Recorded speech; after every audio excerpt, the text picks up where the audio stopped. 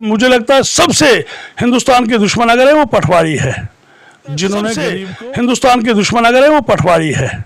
को डर लग रहा है जम्मू कश्मीर में इलेक्शन करवाना, कहीं ना कहीं कुर्सी का डर लग रहा है। फिर ही कह रहे हैं कि अपोजिशन ये कह रही है कि फ्री नहीं है, बीजेपी नहीं चाहती है कि अभी जम्मू कश्मीर में ऐसा नहीं है। भारतीय जनता पार्टी चट्टान की तरह खड़ी है।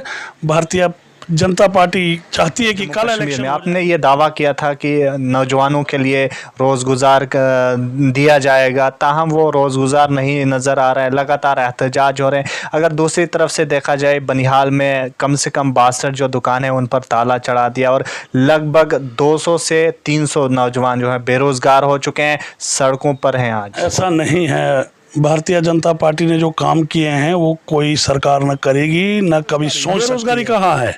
अब कोई घर में तो किसी को पहुंचा के तो नहीं देगा। कितनी स्कीमें, 260 स्कीमें जो नरेंद्र भाई मोदी जी ने निकाली, लगातार अरूज पर है। गैस के कीमतें आसमान छू रही हैं। क्या महंगाई है या नहीं? अब हाँ या ना बोलो। कोई महंगाई नहीं है भाई साहब। महंगाई पूछनी है तो वो पाकिस्तान से पूछ लो। हमारे देश में तो फिर भी कुछ नहीं है। नौजवान रोजगार कमा रहे हैं। नहीं, 100% तो नहीं कह सकते हम। 100% को रोजगार नहीं मिल रहा है। हाँ, 70-80% लोगों को उसका इफेक्ट तो हमारे बेरोजगार लड़के हैं, बेशक, उसमें कोई दो राय नहीं है।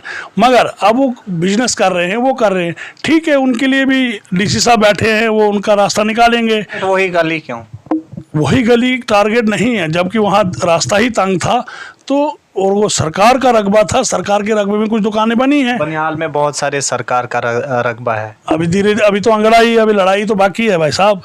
जो कॉलेज की जगह है किसी माफिया ने खाई है, वहाँ पे उसने बड़े बड़े स्ट्रक्चर बनाए हैं। क्या उसको हटवाड़ी 10-10 करोड़ रुपए की प्रॉपर्टी बनाता, तो वो कहाँ से बनती है? वो सरकार के रकबे को बेच के, उसके फर्ज काट के वो पैसा कमाता है। एक गवर्नमेंट का पैसा भी कमाता है। आदाब नाज़रीन, आप देख रहे हैं द यूनाइटेड न्यूज़ 24/7 और मैं हूं सजात चौपान। चलिए, इसमें हमारे साथ मौजूद हैं मोहम्मद सलीम भट्ट, बीजेपी के सीनियर लीडर हैं और साथ ही साथ रामबन ज़िले के वाइस प्रेसिडेंट भी हैं।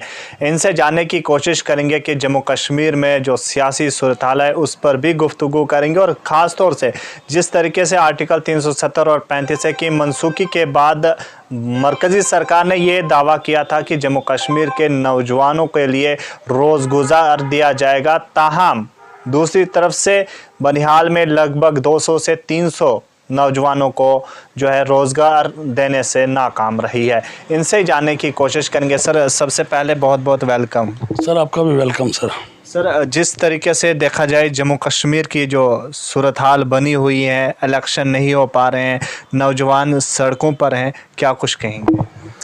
हमारा तो यही कहना है कि आप कहते हो कि इलेक्शन पे आप पीछे क्यों हट रहे हैं। हम तो चट्टान की तरह, भारतीय जनता पार्टी चट्टान की तरह खड़ा है। जब भी बिगल बजेगा तो हम इलेक्शन कराने के हक में हैं।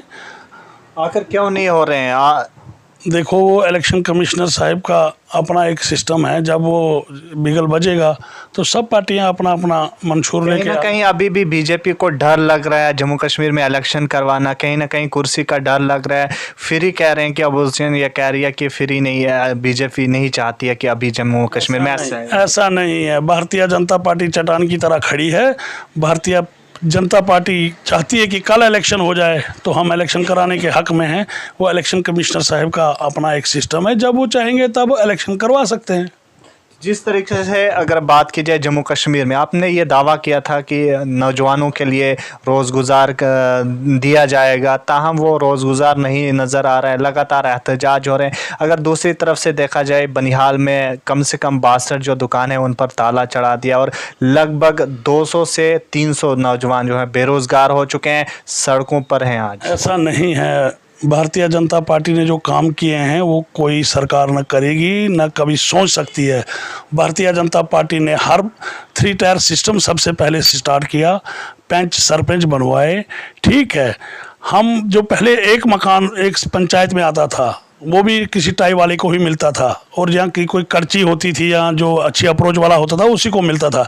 जो 3 टायर सिस्टम स्टार्ट किया उससे 300-300 मकान हर पंचायत में दिए गए। क्या ये विकास नहीं है?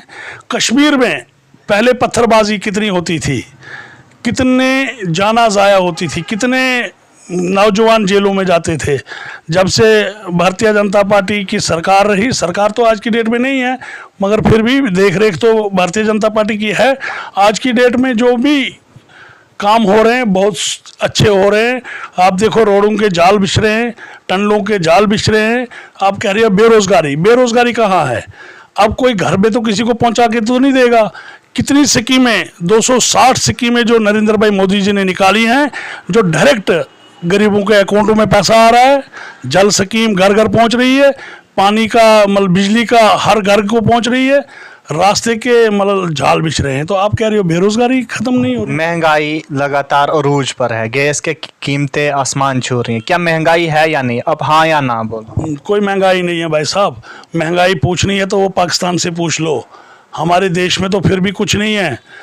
अब जो पहले लाख थे तो वहाँ जब 10 लाख होंगे तो थोड़ा सा तो असर रहेगा ही रहेगा। हमारी पॉपुलेशन पहले क्या थी और आज की डेट में देखो क्या है। आप कह रहे हो कि रोजगुजार चल रहा है, नौजवान रोजगुजार कमा रहे हैं। नहीं, 100% तो नहीं कह सकते हम। 100% को रोजगार नहीं मिल रहा है। हाँ, 70-80% लोगों को रोजगार मिल रहा है। हाँ, जो स्कीमें हैं उन स्कीमों का लाभ तो कोई उठाए, फॉर्मेलिटी तो पूरी करे, तभी तो उसको रोजगार मिलेगा। घर पहुंचा के तो नहीं देगा। कोई इंजीनियर है, वो पढ़ा लिखा है, उसने इंजीनियरिंग की है, वो किसी के पास पैसा खुए के पास जाएगा या खोआ पैसे के पास आएगा? वो किसी प्रोजेक्ट में जाएगा, उसको आगे पीछे हाथ पैर हिलाएगा तभी उसको रोजगार मिलेगा। जिस तरीके से बनिहाल की बात की जाए, 300 नौजवान बेरोजगार हुए या नहीं हुए, आप ये बताओ। नहीं, हम खोखले वादे नहीं कर रहे हैं। भारतीय जनता पार्टी खोखले वादे नहीं कर। बेरोजगार हुए नहीं? बेरोजगार कैसे बेरोजगार हुए? कैसे हुए? अब दुकानों की बात रही ना, आप दुकानों की बात पे बोलना चाहते हो ना। जो दुकानें सरकार के रकबे में बनी हैं, क्या वो हटनी चाहिए या नहीं हटनी चाहिए? हटनी चाहिए या नहीं हटनी चाहिए? आप मुझे बताओ ना। अगर सरकार का रकबा है, वहाँ पे दूसरे आदमी को दूसरी गाड़ी क्रॉस नहीं हो रही है, क्या वहाँ रास्ता बनना चाहिए या नहीं बनना चाहिए? बनना चाहिए ना। तो हम यही कहते हैं, हमने भी अपने हाईकमांड से बात की है कि जो बेरोजगार लड़के हैं, यहाँ मिलिटेंसी रही है बहुत ज़्यादा बनिहाल एरिया में, उसका इफेक्ट तो हमारे बेरोजगार लड़के हैं बेशक, उसमें कोई दो राय नहीं है। मगर अब वो बिजनेस कर रहे हैं, वो कर रहे हैं, ठीक है, उनके लिए भी डीसी साहब बैठे हैं, वो उनका रास्ता निकालेंगे। हमारी सरकार बैठी है, एलजी साहब बैठे हैं, हमने उनसे भी रिक्वेस्ट की है कि इन दुकानों को टारगेट वही गली क्यों? वही गली टारगेट नहीं है, जबकि वहाँ रास्ता ही तंग था तो, और वो सरकार का रकबा था, सरकार के रकबे में कुछ दुकानें बनी हैं। बनिहाल में बहुत सारे सरकार का रकबा है। अभी तो अंगड़ाई, अभी लड़ाई तो बाकी है भाई साहब। जो कॉलेज की जगह है किसी माफिया ने खाई है, वहाँ पे उसने बड़े बड़े स्ट्रक्चर बनाए हैं, क्या उसको हम छोड़ देंगे? बड़ी आसानी से छोड़ेंगे क्या? वो सरकार का रकबा हम लेके ही रहेंगे। जो गरीब का हक है वो गरीब को पहुंचना चाहिए। एक गरीब की घाई को रास्ता नहीं मिलेगा जंगल में जाने के लिए, क्या आप उसके साथ हो कि वो रास्ता बंद रहना चाहिए? हम कहते हैं कि वो रास्ता थ्रू होना चाहिए हर गरीब के लिए, हर उस आदमी के लिए जिसकी कोई अप्रोच नहीं है, जिसकी कोई पहचान नहीं है। हर गरीब को एक साथ लेके चलने की ज़रूरत है। प्रॉपर्टी टैक्स को लेकर बात करेंगे। जिस तरीके से आपने भी सुना, लगातार एहतजाज और अपोजिशन लगातार ये कह रही है कि प्रॉपर्टी टैक्स हम लगने नहीं देंगे जैसे हमारी सरकार आएगी। अपोजिशन को और कोई ऑप्शन तो है ही नहीं। क्या हमारा कर्तव्य नहीं बनता? अगर हम हिंदुस्तानी हैं तो हमारा भी कुछ कर्तव्य बनता है कि अपने देश के लिए 200-400 रुपया महीना देने में लिए कोई दिक्कत नहीं, और वो पैसा भी हमारे ही उसमें लगेगा, जो म्यूनसिपलिटी का हदूद है उसमें वो पैसा जमा होगा। कह रहे हो कि 200-400 पहले ऐसे जियो वालों ने भी पहले सिमें फ्री दी थी, उस तरीके से अपोजिशन कह रही है कि बाद में सिमों की बात तो अलग है, ये स्टेट की बात है, ये सेंटर की गाइडलाइन है। ये तो आज से पहले 100 साल होना चाहिए। आप चंडीगढ़ में जाओ, वहाँ तो थूक भी नहीं डाल सकता आदमी नीचे, इतना साफ़ सुथरा शहर है। तो हमारा शहर भी तो साफ़ सुथरा बनना चाहिए, गली कोचा साफ़ सुथरा बनना चाहिए। अगर हम प्रॉपर्टी टैक्स देंगे म्यूनसिपलिटी के हदूद में जो रहते हैं, क्या आप चाहते हो कि गली कोचा नहीं साफ़ सुथरा बनना चाहिए? टाइल वर्क नहीं होना चाहिए, अच्छी फैसिलिटी नहीं होनी चाहिए, अच्छी एजुकेशन नहीं होनी चाहिए, अच्छी बिजली की फैसिलिटी नहीं होनी चाहिए, अच्छी जल स्कीम नहीं होनी चाहिए? तो अगर आप इसके विरोध में हैं तो फिर अपोजिशन वालों की बात सुन लो।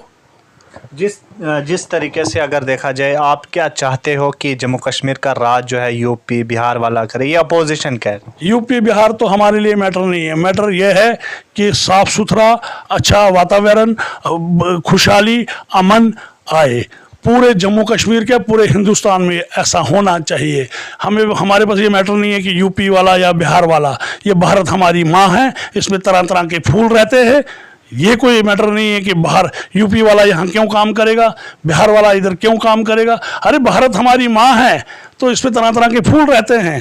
हमारे बच्चे भी जो अच्छे पढ़े लिखे हैं वो भी बाहर के स्टेटों में काम कर रहे हैं। ये पटवारी भी एहतजाज कर रहे हैं अपने डिमांडों को लेकर। मैं कहता हूँ पटवारी को सबसे पहले तो उन्हीं को सजा देनी चाहिए जिन्होंने हमारे देश को खराब कर दिया, सरकार के रकबे को फर्द काट के मेरे गरीब को गुमराह किया।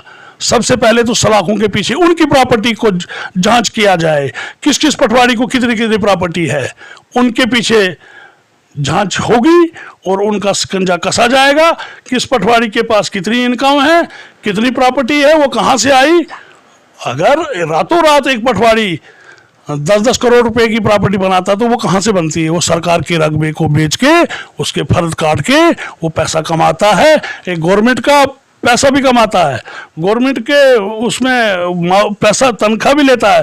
प्लस मेरा गरीब कोई फर्द काटने के लिए जाएगा, उसको भी जब तक वो 10,000, 20,000, 50,000 नहीं लेगा तब तक उस गरीब का काम भी नहीं करेगा। सबसे तो मुझे लगता है सबसे हिंदुस्तान के दुश्मन अगर है वो पटवारी है, जिन्होंने गरीब को गुमराह किया, मेरे सीधे साधे लोगों को गुमराह किया, सरकार रकबे को फर्द काट के पैसा हजम किया।